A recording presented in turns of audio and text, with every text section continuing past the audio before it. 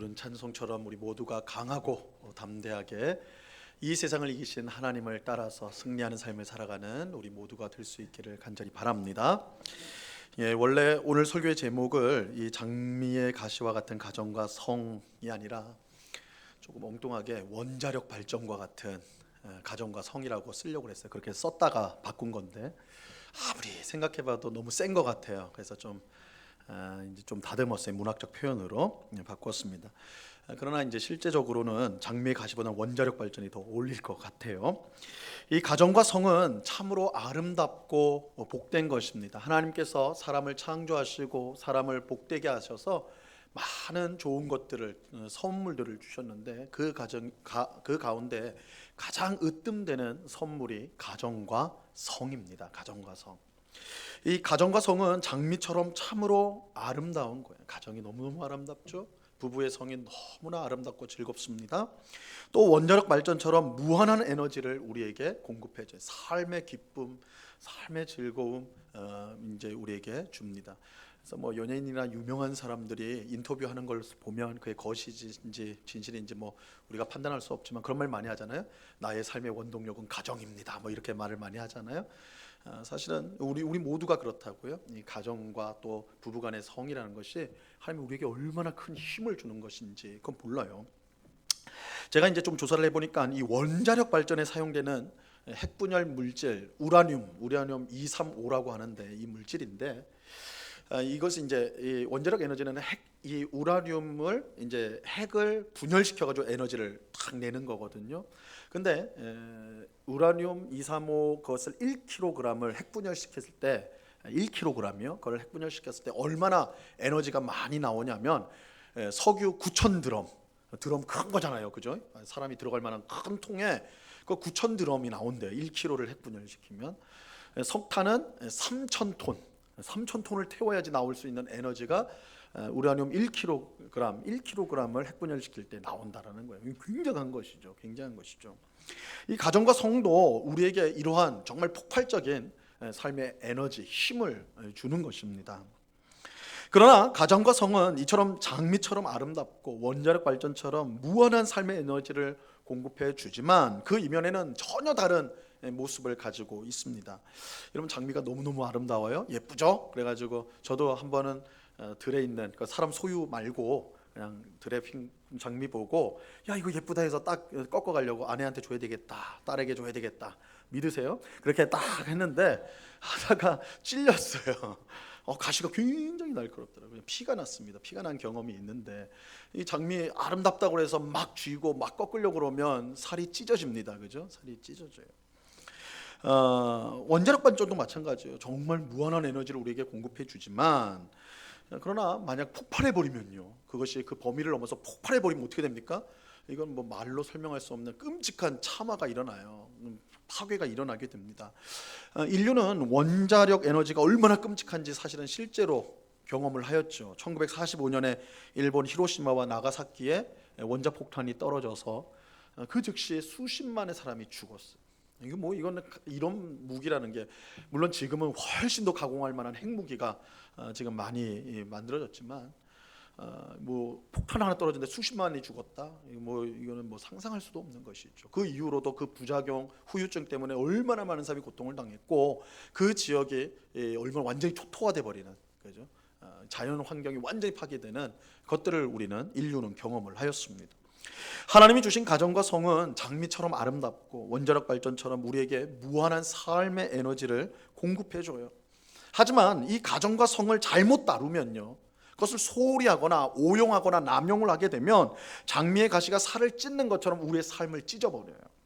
또한 원자력 폭탄이 모든 것을 파괴시키듯이 우리의 삶을 완전히 폐허로 만들어 버립니다. 그렇게 우리는 하나님이 주신 이 최고의 선물인 가정과 성을 감사히 받고 소중히 여기면서 그리고 누리면서 그것을 잘못 사용하지 않도록 오용하거나 남용하지 않도록 우리는 극히 조심해야 합니다. 오늘 우리가 읽은 본문에 나오는 율법이 바로 이 사실을 우리에게 가르쳐주고 있습니다.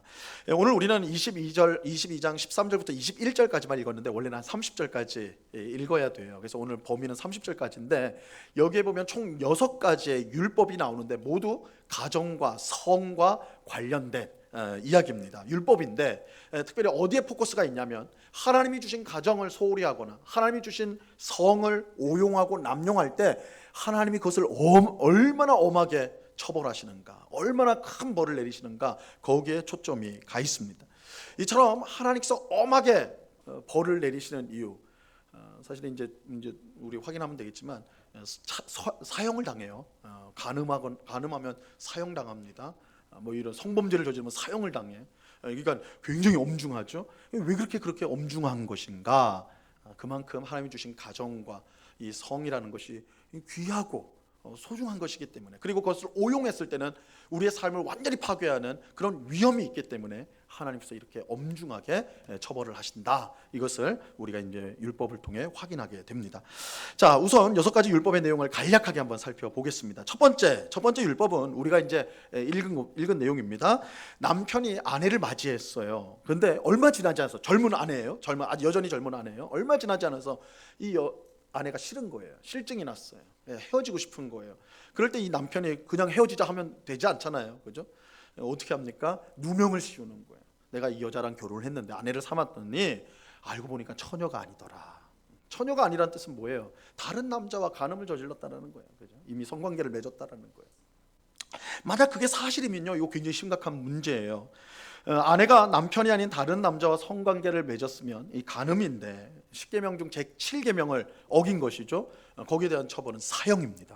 사형이고 이거 굉장히 엄중한 죄를 저지른 거예요. 그런데 만약 이 남편의 주장이 거짓이라면, 즉 이 젊은 아내를 헤어지고 싶어가지고 이 누명을 씌운 것이라면 어떻게 해야 되는가? 그러면 이 남편이 재판에 넘겨져요. 재판에 넘겨져서 장로들이, 재판관들이 이제 전후 사정을 다 보고 증거랑 이런 것들 본 다음에 이 남자가 거짓말을 했다. 그럼 3가지 조치가 취해지는데, 첫 번째는 때려요.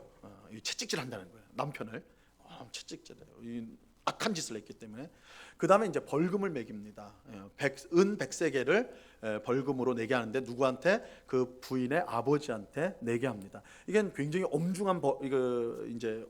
벌금이 굉장히 큰 벌금인데 왜 그러냐면 결혼을 할 때 보통 신부 측 가족에게 주는 것이 50세겔, 은 50세겔을 주게 돼 있어요. 그러니까 2배예요, 2배를 물리는 거예요. 그만큼 악한 짓을 했다라는 것이죠. 그리고 이제 세 번째가 이 아내를 평생 버리지 못하게 돼요.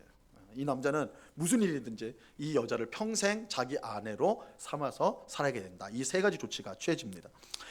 우리는 이 율법을 통해 하나님이 가정에서 힘이 없는 젊은 아내를 보호하려는 분명한 의도를 보여준다고 할 수가 있습니다. 우리가 신명기 전체를 통해서 계속 확인하는 바지만 하나님은 약한 자의 하나님이에요. 낮은 자를 대변하시고 보호하시는 하나님이에요. 이 경우도 마찬가지입니다. 이 젊은 아내를 보호하게 돼요. 여러분, 고대 사회의 가정에서 남편의 위세라는 것은요, 정말 가공할 만 아주 힘이 셌습니다. 이 보통 남편은 가정 안에서 독재자처럼 행했어요. 독재자라는 건 뭐냐면 자기 뜻대로 다 했다라는 거예요. 자기 마음대로 다 했어요. 아내도 아이도 사실 남편한테는 아무것도 아니에요. 남편이 말하면 무조건 가족들은 따르고 쫓아야 되는 거예요. 함부로 토를 달거나 반항할 수가 없었어요. 독재자예요, 독재자. 하지만 이것은 하나님이 뜻하시는 가정의 모습이 절대 아닙니다. 하나님은 가정 안에서 한 사람이 독재자처럼 행동하는 걸 절대 용납하지 않으십니다. 사실 그렇게 되는 건 불가능해요. 왜냐하면 하나님은 남편과 아내가 한 몸이라고 말씀하기 때문입니다. 꼭 기억하십시오. 하나님께서 가정을 세울 때 그 가정의 가장 근본적인 원리, 가정을 떠받치는 근본으로 주신 것이 뭐냐면 남편과 아내는 한 몸이다. 한 몸이기 때문에 남편이 아내를 주관할 수가 없어요. 자기 소유물처럼 마음대로 할 수가 없어요. 아내가 남편을 자기 마음대로 부릴 수가 없는 겁니다. 양쪽 다 마찬가지예요. 왜요? 한 몸이기 때문에. 하나님이 세우신 결혼과 가정의 가장 근본적 원리가 남편과 아내는 한 몸이다. 여기서 이제 다 뻗어나오게 되는 거예요. 하지만 불행히도 첫사람 아담의 타락 이후에 하나님이 원하시는 가정의 모습도 함께 무너졌어요. 죄는 모든 걸 다 무너뜨렸어요. 하나님께서 아름답게 만든 걸 다 무너뜨렸는데 그 중에 가정도 있어요. 물리적으로 힘이 센 남편이 아내를 함부로 대하고 그 위에 군림하기 시작했습니다. 하나님은 그런 상황 속에서 이 율법을 주심으로써 아내들을 보호하고 있는 것입니다. 남편은 아내가 싫다고 해서 억울한 누명을 씌워서는 안 돼. 마음에 들지 않는다고 그래서 내가 다른 여자를 만나보겠다고 해가지고 지금 있는 아내에게 누명을 씌우는 일을 해서는 안 돼. 만약 그 일이 드러난다면 방금 말씀드린 세 가지, 매를 맞게 되고 채찍질 당하게 되고 엄한 벌금을 내야 되고 그리고 이 여자를 평생 아내로, 절대 이혼할 수 없는 평생 아내로 삼아야 했습니다. 근데 여기서 이제 이 세 가지 조치 중에 한 가지가 좀 마음에 안 드는 성도님들이 계실 거예요. 아니, 아내에게 누명을 씌워서, 누명이 진짜로 진실이 안 밝혀지면 이 아내는 어떻게 됩니까? 처녀가 아니었다 이렇게 되면 어떻게 돼요? 죽어요. 그렇죠? 돌에 맞아 죽습니다. 사형을 당하는 거예요. 그럼 남편이 아내를 죽이려고 했던 건데, 아니 어떻게 그런 악한 남편과 평생 같이 사는 게 이 조치가 될 수 있느냐, 하나님께서 어떻게 그런 조치를 내릴 수 있느냐, 이렇게 이제 의문이 드시는 성도님들이 계실 겁니다. 근데 이거는 이제 고대 사회의 그 사회상을 생각을 해봐야 되는데, 이 당시 사회에서, 지금으로부터 3000년도 더 전입니다. 그 당시에 남편과 이혼한 혹은 남편에게 버림받은 여인이 스스로의 힘으로 의식주, 사람이 살 수 있는 기본적인 생활을 향유할 수 있는 방법이 전혀 없었어요. 그러니까 남편을 전적으로 의지하는 사회였습니다. 그럴 수밖에 없는 사회 형편이었어요. 여자 혼자서 나와서 일을 할 수 있는 지금처럼 그런 사회가 아니었어요. 그러다 보니까 하나님께서 적어도 이 여인이 인간으로서 먹고 살 수 있는 환경이 있어야 되겠다. 그래서 악한 남편이지만 그 안에서 같이 헤어지지 못하고 살 수 있도록 하신 거예요. 그래서 이 여자가 만약에 남편에게 버림받거나 이혼을 당했을 때 홀로 생계를 할 수 있는 방법은 없었고, 하나 있다면 몸을 파는 창기가 되는 것이었어요. 그러니까 이제 그런 고대 사회의 특징을 생각한다면 이렇게 악한 남편이지만 헤어지지 못하고 강제로 억지로라도 같이 살게 했다는 것은 이 여인을 위한 조치였다는 것을 우리가 알 수가 있습니다. 자, 이제 두 번째 율법은 우리가 읽진 않았지만 22절에 나오는데 그 다음 절에 이제 나오죠. 우리 한번 같이 읽어볼까요? 시작. 어떤 남자가 유부녀와 동침한 것이 드러나거든 그 동침한 남자와 그 여자를 둘 다 죽여 이스라엘 중에 악을 제할지니라. 하나님은 부부 관계를 벗어난 성관계를 용납하지 않습니다. 어떤 남자가 남편이 있는 유부녀와 성관계를 맺게 되었다. 이 간음이죠. 그러면 두 사람 모두 사형에 처해졌습니다. 두 사람 모두 죽였어요. 이 경우 간음하지 말라는 7계명, 도둑질하지 말라는 8계명, 남의 소유를, 다른 사람 이웃의 소유를 탐내지 말라는 10번째 계명을 다 어긴 것이 돼요. 굉장히 엄중한 것이죠. 그래서 두 사람 다 사형에 처하게 됩니다. 자, 그런데 우리는 여기서 이제 고대 사회의 문화와 하나님의 율법이 이 완전한 차별성을 갖는다는 부분을 우리가 발견하는데요. 이 고대 사회에서 아내는 남편의 소유물 개념이었습니다. 소유물이었어요. 그러니까 함부로 할 뿐만 아니라 그게 물건이에요, 물건. 그래서 아내는 남편의 재산 목록 속에 포함되어져 있습니다. 그래서 이스라엘 백성 바깥의 고대 사회에서는 만약에 아내가 다른 남자와 간음을 했다 이렇게 되면 그 남자는 죽어요, 그죠? 죄를 졌으니까 죽여야 되는 거예요. 그래도 자기 아내는 죽이지 않았습니다. 그게 뭐 위대한 사랑으로 용서한 게 아니라 뭐 하려고요? 내 재산이에요. 죽으면 끝나는 거잖아요. 팔아야 될 거 아니에요. 팔든지 뭘 해야 될 때 할 거 아니에요. 재산 목록이었어요, 재산 목록. 그래서 죽이지 않았습니다. 보통 그런 죽이지 않았어요. 아내를 팔아서 돈을 받지. 죽으면 나한테는 아무 그게 없으니까, 뭐 감정적 그거밖에 없으니까 죽이질 않았다고. 근데 하나님께서는 죽이라고 하고 있어요. 이게 무슨 말입니까? 재산이 아니란 말이에요. 남편의 재산이 아니에요. 아내는 남편의 재산이 아니다라는 거예요. 한 사람의 인격으로 존중하시고 그가 잘못을 했기 때문에 거기에 상응하는 벌을 받도록 하신 것이죠. 우린 여기서도 아내가 당시 사회에서 만연된 생각, 아내가 남편의 재산이다, 소유다라는 것을 하나님은 거부하신다는 것을 분명하게 보여주는 것이죠. 남편과 아내는 서로 소유의 관계가 아닌 한 몸이다. 이 원칙이 이 구절, 이 율법에 들어가 있는 겁니다. 자, 세 번째 율법은요, 23절과 24절에 나오는데, 자, 여기서는 약혼한 여자가 반항하지 않고 다른 남자와 동침을 했을 경우, 그러니까 아마도 이 남자가 유혹을 했든지 그죠? 막 이랬을 거예요. 유부녀인데 유혹을 했든지 했을 거예요. 근데 그 여자가 그것을 반항하지 않고 받아들인 경우에요. 이때는 둘 다 사형에 처하게 되는 것이죠. 여기서 이제 약혼한 여자인데, 이스라엘에서 약혼은 결혼과 법적인 지위는 똑같습니다. 약혼하고 결혼하고는 법적으로는 똑같은 지위예요. 다만 차이가 있다면 약혼한 사람은 이제 서로 간에 성관계를 갖지 않는다. 그 기간 속에는 이제 결혼한 후에 갖는다. 이 차이가 있을 뿐이지 약혼한 여자도 엄연히 법적으로는 부부로 성립이 돼요. 그렇기 때문에 이 경우도 간음죄로 처벌을 받게 되는 것입니다. 자, 이어지는 네 번째 율법은 약혼한 여자가 다른 남자와 동침한 사실은 같아요. 앞에 거 구절하고 앞에 율법하고, 그럼 둘 다 죽여야 되는데 이 경우는 장소가 다릅니다. 아무도 없는 외딴 곳에서 강간을 당했을 경우예요. 억지로 폭행을 당했을 경우예요. 이 경우에 약혼한 여자에게는 아무 죄가 없고 남자만 사형에 처하도록 하셨습니다. 그 이유를 오늘 27절 말씀에서 22장 27절에서 이렇게 밝히고 있는데요. 같이 한번 읽어봅니다. 시작. 남자가 처녀를 들에서 만난 까닭에 그 약혼한 처녀가 소리 질러도 구원할 자가 없었음이니라. 그렇죠? 이 여자가 만약에 이 약혼한 여자가 그렇게 이제 강간을 당했다 했을 때에 그것이 외딴 들이었기 때문에 아무리 몸부림을 치거나 소리를 질러도 도움을 받을 수가 없는 거예요. 이 경우에 하나님은 남자에게만 책임을 물으신다는 거예요. 남자에게만 책임을 물으세요. 하나님은 잘못한 사람은 반드시 벌하시고 죄가 없는 사람은 반드시 보호하십니다. 불행히도 이것이 잘 지켜지지 않을 때가 지금도 있어요. 지금도. 성범죄를 저지른 사람이 자주 하는 황당한 소리, 황당한 핑계가 있죠. 뭐라고 그래요? 저 여자가 너무 짧은 옷을 입었다고, 치마를 입었다고, 속이 훤히 보이는 옷을 입어서 내 마음속에 그랬다고, 그렇게 말하는 사람들이 있어요. 그렇게 핑계대는 사람이 있어요. 또 여자가 왜 그렇게 밤늦게 돌아다니냐, 인적이 드문 곳에 왜 혼자서 그렇게 돌아다녀가지고 이런 일이 일어나게 하느냐, 이렇게 공격하는 사람도 있어요. 하나님은 이런 말과 생각을 절대 용납하지 않으세요. 하나님은 죄가 없는 사람이 억울한 비난과 공격, 벌을 받는 것을 가만두지 않으십니다. 이 율법을 통해 분명하게 우리에게 보여주는 거예요. 다섯 번째 율법은 남자가 약혼이나 결혼하지 않은 처녀와 동침했을 경우입니다. 이게 혼전 성관계를 말하는 겁니다. 이 경우 남자는 처녀의 아버지에게 은 50세겔을 주고, 이거는 이제 결혼을 할 때 직창금을 주는 당시 흔한 풍습이었어요. 그러니까 결혼과 준한 상태가 된다는 뜻입니다. 그리고 그 처녀를 아내로 삼는데, 이 경우에는 혼전 성관계로 인해서 이 여자가 다른 남자한테 결혼을 할 수가 없습니다. 우리 첫 번째 계명이 그렇잖아요. 다른 남자와 성관계를 맺은 후에 다른 사람과 결혼해가지고 그것이 밝혀지면 여자는 죽어요. 사형을 당합니다.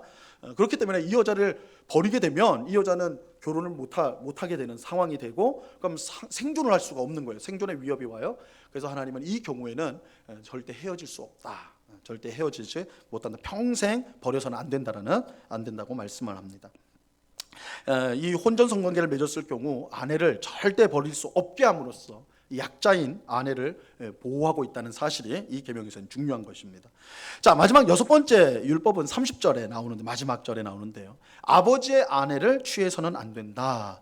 사실은 이거 입에 담기에도 망측한 일인데, 여기서 이제 대부분의 학자들은 여기서 아내라고 할 때 생모를, 자기를 낳은 생모를 말하기보다는 아버지의 첩으로 보는 경향이 있습니다. 어쨌든 간에 이 근친상간은 성경에서 하나님께서 금하시는 엄중한 벌입니다.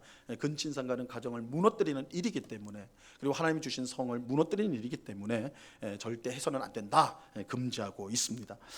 자, 우리는 지금까지 가정과 성을 잘못 다룰 때 하나님께서 엄히 벌을 주시도록 한 율법들을 우리가 6가지를 살펴보았어요. 다시 말씀드리지만 하나님께서 가정과 성을 잘못 다루는 사람을 엄하게 벌하시는 이유, 굉장히 엄하죠. 다 사형 아니면 금전적으로도 엄청난 그거를 짊어지게 하고 이런 제한 조건들이 엄중하단 말이에요. 그것은 그만큼 가정과 성이 중요하기 때문이에요. 그것을 남용하고 소홀히 하고 오용했을 때 그것이 우리에게 주는 피해, 위험이 그만큼 크기 때문인 것입니다. 그래서 하나님은 엄히 벌하여 가정과 성을 지키도록 하는 거예요.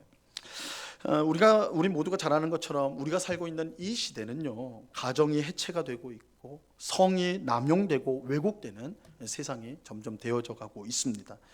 하나님은 십계명을 주시면서 분명 간음하지 말라고 명령하셨지만 지금은 간통죄가 폐지가 되었죠. 우리나라도 몇 년 전에 폐지가 돼서 이제 간통을 저지르는 거 이제 그 자기가 아내가 배우자가 있음에도 불구하고 다른 이성과 성관계를 맺는 거, 이 법적으로 더 이상 처벌을 하지 못하죠. 이제 다만 피해 입은 거에 대해서 위자료 청구는 할 수 있을지 몰라도 형법으로 처벌을 받지 않습니다. 더 이상 죄가 아니라는 거예요. 오히려 TV나 영화를 보면 간음을 미화하죠. 미화하고 로맨틱한, 심지어 로맨틱한 일로 보여줍니다. 간음을 문제시하는 사람을 문제 있는 사람이다. 저 사람 꽉 막혀가지고 저 사람 너무 고지식한 사람이다. 이렇게 되는 시대를 우리가 살아가고 있어. 성적으로 아주 이제 좀 문란하기 짝이 없는 유럽 사람들은 이 간음하는 일을 뭐라고 표현하냐면 그 사람이 건강하다는 표시다. 이렇게까지 말을 해요. 그러니까 그 정도까지 나갔어요. 거기는, 그 동네는. 그러니까 그런 사회 속에서, 그런 환경 속에 우리가 점점 놓이고 있는 거예요.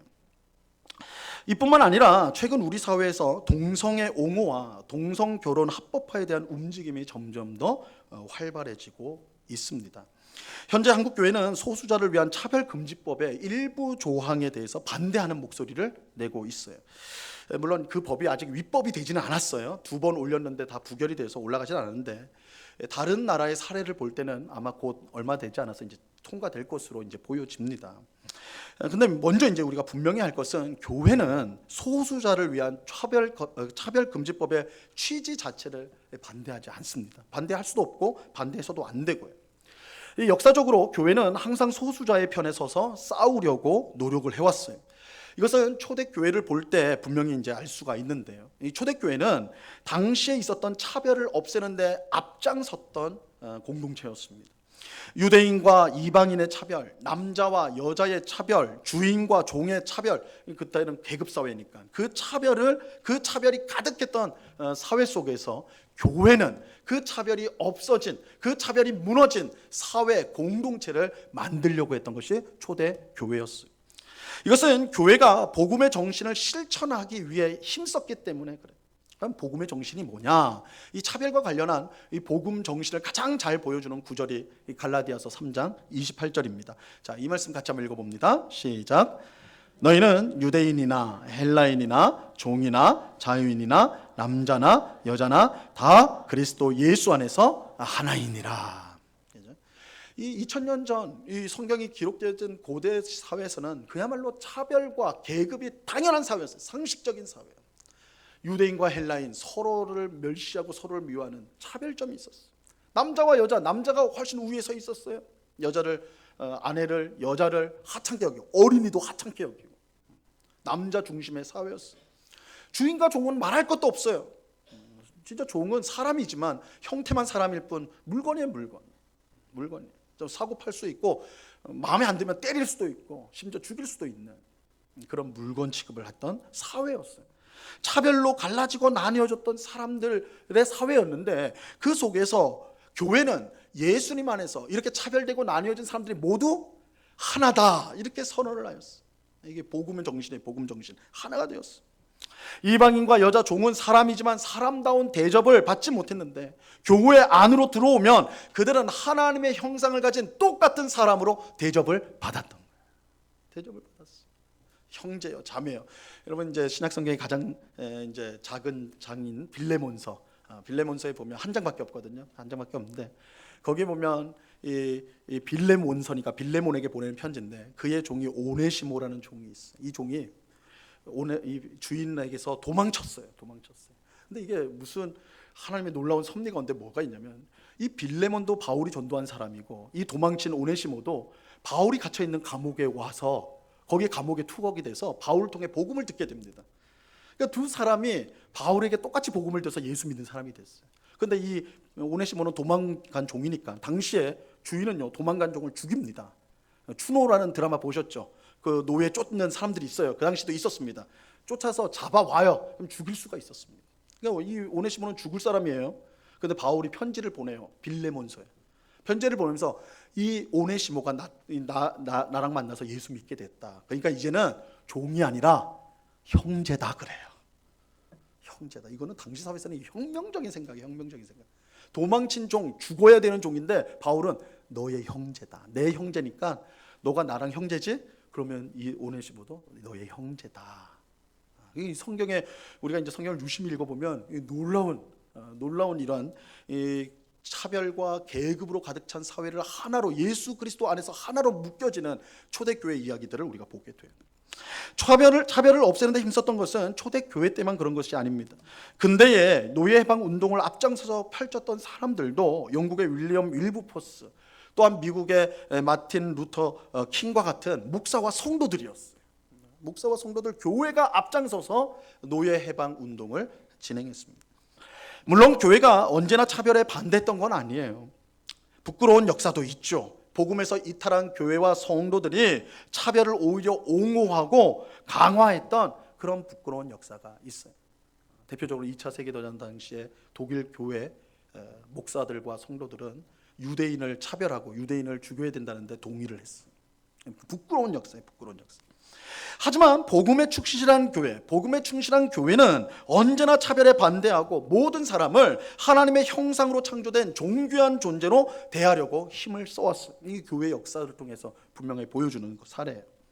이런 점에서 한국 교회가 소수자를 위한 차별금지법 자체를 반대한다는 것은 있을 수 없는 일이에요.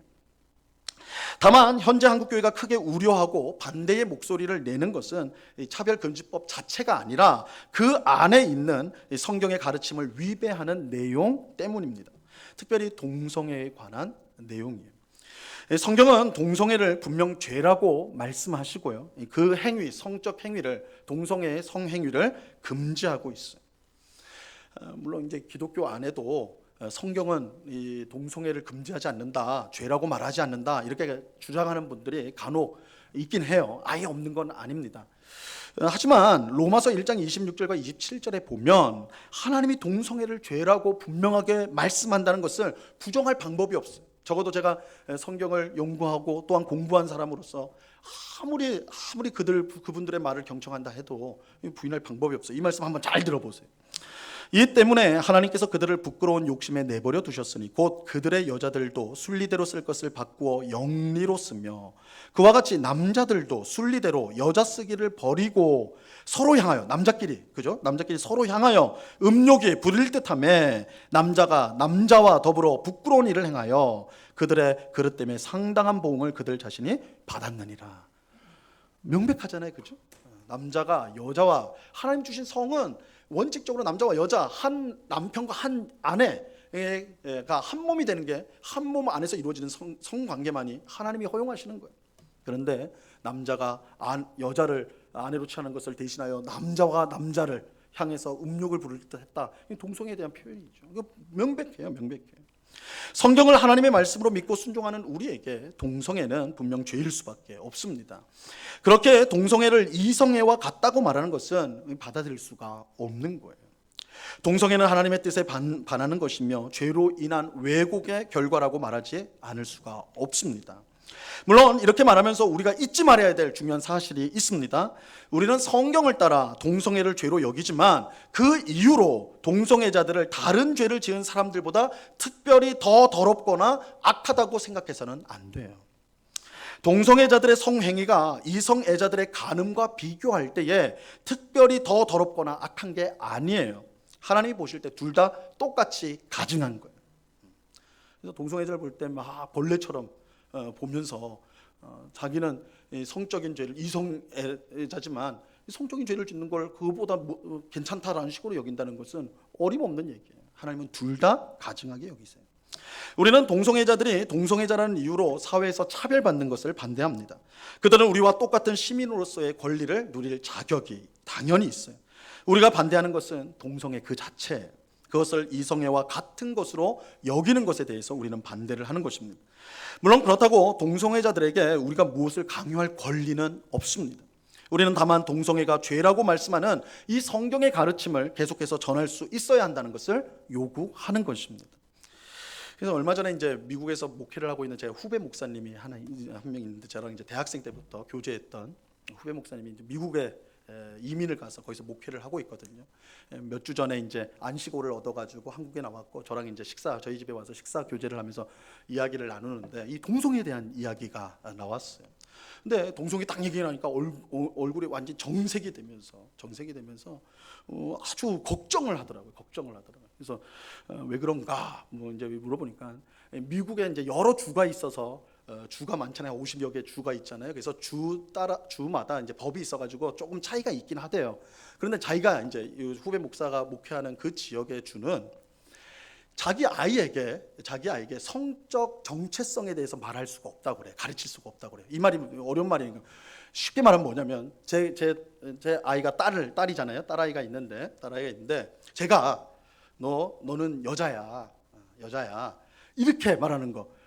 그러니까 뭐 여자처럼 살아야 돼 뭐 이런 거 말고 가치를 부여하는 거 말고 넌 여자야 이렇게 말하면 안 된다는 거예요. 넌 여자라고 말하면 안 된대.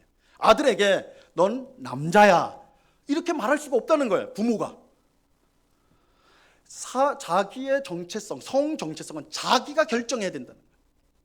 그래서 딸이 엄마 아빠 제가 뭐 생물학적으로는 여자인 것 같은데 딸이 전 여자인 것 같아요. 몸이 그런 것 같아요. 근데 제가 어느 날 곰곰이 생각해 보니까 전 남자예요. 이렇게 말하면 그 주에서는 적어도 그는 남자예요. 자기 성 정체성을 자기가 정해야 된다는 거예요. 정할 수 있어요. 그 부모가 그것을 이제 아니야, 너 그러면 안 돼, 넌 여자야, 넌 남자야 이렇게 말해버리면 그 자녀가 신고를 하잖아요. 그러면 양육권을 박탈당한다는 거예요. 자녀에 대한 양육권을 박탈당한다. 근데 이 이제 우리 후임 목사가 목회하는 그 지역에 얼마 전에 실제 있었던 일이라고 하더라고요. 그러니까 성 정체성을 자기가 결정해야 된다. 분명히 봐도 남자인데 난 여자입니다. 이렇게 된다라는 거예요. 이렇게 된다. 심각한 일은 교회에서 동성애를 죄라고 설교를 할 수 없다는 거예요. 만약 그렇게 설교를 하면 누군가 그걸 듣고 신고를 할 수 있는 거예요. 신고. 그러면 제재가 들어온다는 거예요. 제재가 들어온다. 그래서 그 이제 미국에서 잘 알려진 이제 큰 교회 목사님들이 동성애에 대한 설교를 분명하게 하지 않는다고 합니다. 왜냐하면 누가 고발을 할 수가 있으니까, 누가 신고를 할 수 있으면 제재를 받게 된다는 거예요. 그래서 방금 우리 읽었던 로마서 말씀, 명백한 말씀 아닙니까? 그 부분은 설교를 해야 된다. 그럼 두루뭉실하게 지나간다는 거예요. 신고를 받을 수 있으니까. 그럼 제재를 받을 수 있기 때문에. 물론 우리나라의 차별금지법이 이 정도까지 되지 않을 수 있죠. 하지만 후배 목사가 이렇게 이제 결론을 지어요. 뚝이 조금이라도 무너지면 다 무너지게 되는, 순식간에 무너지게 됩니다. 이렇게 경고를 하더라고요. 우리는 이런 문제에 대해서, 이 문제에 대해서도 우리가 심각한 우리가 이제 경각심을 우리가 이제 가지고 있어야 됩니다. 부부를 벗어나 성관계를 하는 간음을 별 일로 여기지 않고 무분별한 성적 쾌락을 추구하고 동성애를 정상적으로 생각하는 사람들이 점점 늘어나고 있는 지금 이 시대에 가정과 성은 하나님이 우리에게 주신 가장 귀한 선물이 아니라 우리의 삶을 망가뜨리고 또한 파괴하는 가장 끔찍한 저주가 되어가고 있습니다.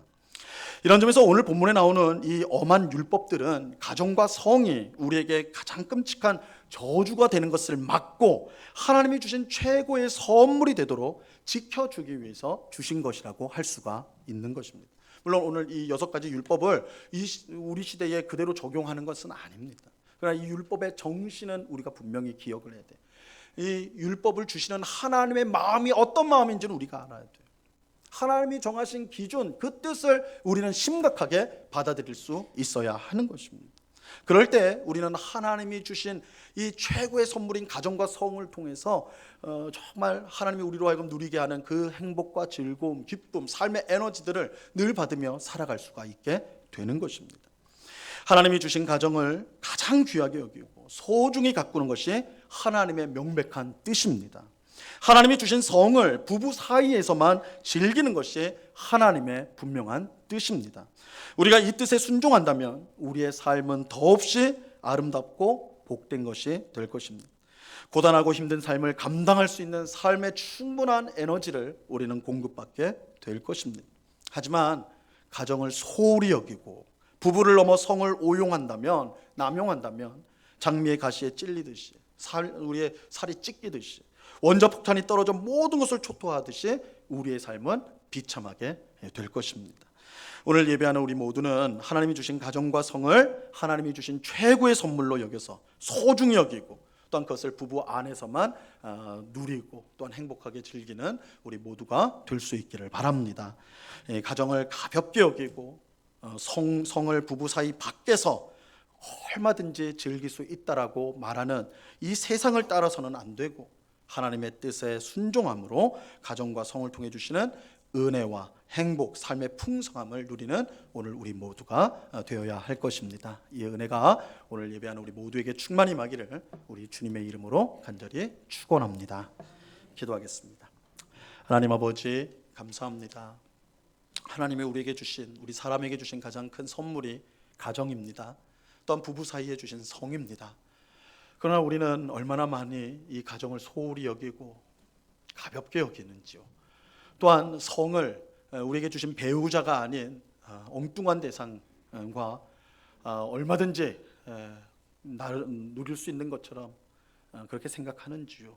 그것이 우리의 삶을 파괴하고 또한 우리를 불행하게 만들고 우리의 삶을 피폐하게 만든다는 것, 그것을 우리가 모르고 이렇게 그런 모습으로 어리석은 삶을 살아가고 있지 않은지 우리 자신을 오늘 말씀을 통해 돌아봅니다. 주님, 하나님이 주신 소중한 가정, 하나님이 주신 우리 부부 사이의 성을 귀하게 여김으로 그것을 바르게 하나님의 뜻대로 사용함으로 통해서 하나님이 우리에게 주시고자 하는 풍성한 삶, 복된 삶, 활력이 넘치는 그런 삶을 살아가는 주의 백성들이 다 될 수 있도록 도와 주시옵소서. 이 세상은 계속해서 하나님이 주신 가정과 성을 어지럽히고 더럽히고 또한 가볍게 여기고 그것을 남용하고 오용하게 될 것입니다. 그러나 그런 세상 속에 우리가 살아갈지라도 우리는 거룩한 하나님의 백성으로 하나님의 뜻을 따라 선물을 선물답게 사용함으로 하나님이 주시는 풍성한 은혜를 누리며 세상 가운데 얼마나 가정이 귀하고 성이 아름답고 복된 것인가를 증거하는 그런 삶을 살아가는 하나님 백성 되게 하여 주시옵소서. 그렇게 살아갈 수 있도록 은혜 주시고 지혜 주시고 힘 주실 주님께 감사와 찬송을 올려드리며 예수 그리스도 이름으로 기도드리옵나이다. 아멘.